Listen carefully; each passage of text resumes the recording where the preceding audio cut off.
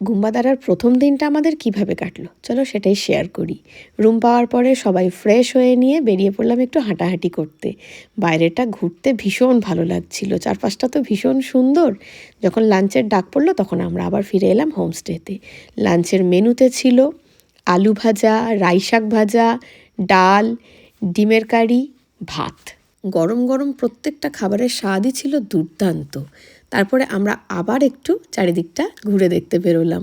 যেহেতু এটা একটা ভিউ পয়েন্ট, সারাদিন প্রচুর পর্যটক আসছেন আর এখান থেকে খুব সুন্দর কাঞ্চনজঙ্ঘার ভিউ পাওয়া যায়। তবে অনেকেই নিরাশ হয়ে ফিরে যাচ্ছেন, তখন হয়তো কাঞ্চনজঙ্ঘা মেঘে ঢেকে আছে।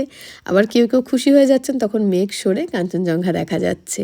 বেশ অনেক দূর চলে এসেছিলাম আমরা। তারপর আবার একটু একটু করে হোমস্টের দিকে ফিরতে লাগলাম। দিয়ে এসে একটা ঘুম দিয়ে যখন উঠলাম তখন সন্ধে নেমে গেছে। সন্ধেবেলার চা আর পকোড়াটা আমরা বাইরেই দিতে বলেছিলাম। বাইরে বসে সবাই গল্প করতে করতে খাবো। দিনের বেলা পাহাড়ের এক রূপ আর রাত্রিবেলা আর এক রূপ, তাই না? একেবারে জোনাকির মতো টিমটিম করে জ্বলছে পাহাড়ের গায়ে সার সার আলো। কি অপূর্ব দেখতে লাগে। এদিকে রাত যত বাড়ছে ঠান্ডা বাড়ছে হু হু করে, আর তার সঙ্গে কনকনে ঠান্ডা হাওয়া।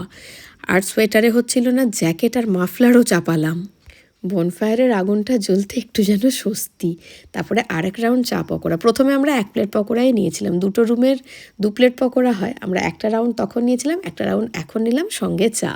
রাত্রিবেলা আবার ডোমের ভিউটা অন্যরকম সুন্দর।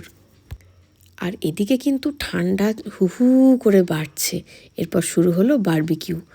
ঠান্ডায় রীতিমতো কাঁপতে কাঁপতে বারবিকিউ চিকেনটা আমরা খেলাম। অসাধারণ ছিল সেটাও। একদম ডিনার করেই ঘরে যাব সেরকমই কথা হয়েছিল। তার আগে জমিয়ে এক প্রস্ত আড্ডা হলো। ডিনারে ছিল রুটি, চিকেন কষা, আলু ফুলকপির তরকারি।